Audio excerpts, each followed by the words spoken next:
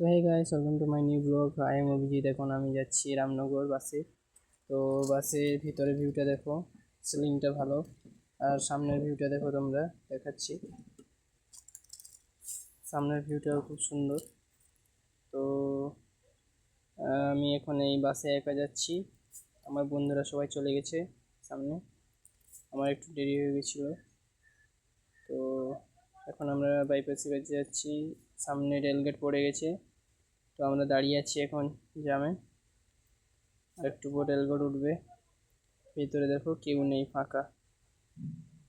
তো ভিতরে বাইরে এখন রেলগেট পড়ে আছে, সেজন্য দাঁড়িয়েছে লোকগুলো। তো রেলগেট উঠে যাবে, এই যে রেলগেট উঠে গেছে, লোকগুলো আসা শুরু করে দিয়েছে। রেলগেট উঠে গেছে, আমাদের গাড়িও স্টার্ট দিয়ে দিয়েছে। এখন এখন যাচ্ছি।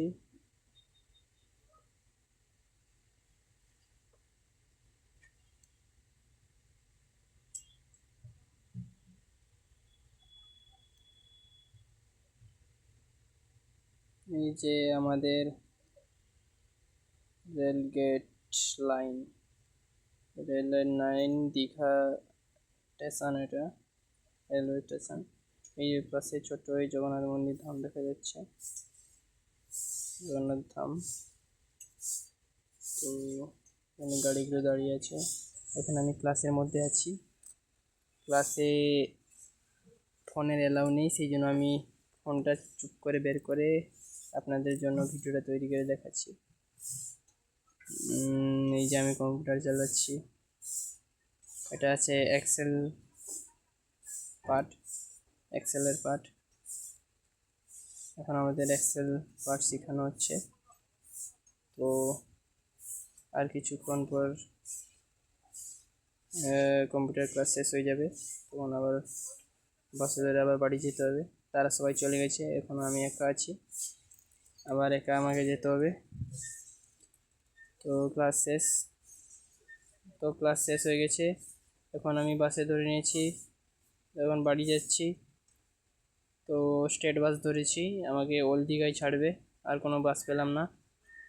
ওল্ড দীঘা থেকে আবার আমাকে টোটো নিয়ে যেতে হবে, বা হেঁটে যেতে হবে। সম্ভবত হেঁটে যেতে হবে, কারণ দীঘায় টোটোওয়ালা পাবলিক লোককে নেয় না, তারা সবাই ট্যুরিস্টদের নিয়ে যায়, ওরা বেশি টাকা পায় সেই জন্য। তো এখন আমরা রাস্তায় যাচ্ছি, বাইরের দেখো ভিউটা। এখানে নিমতলা স্কুলের কাছে পৌঁছে গেছি, যে নিমতলা স্কুল, হাই স্কুল এখানে। তারপরে সামনে দেখো, তো সোজা লং রাস্তা, দীঘা গেটের কাছে পৌঁছে গেছি। তারপর এই যে আমার ব্লগ শেষ হবে, কারণ বাড়িতে আর ব্লগ বানানো যাবে না। তো এইখানে আমার ব্লগ সাবস্ক্রাইব না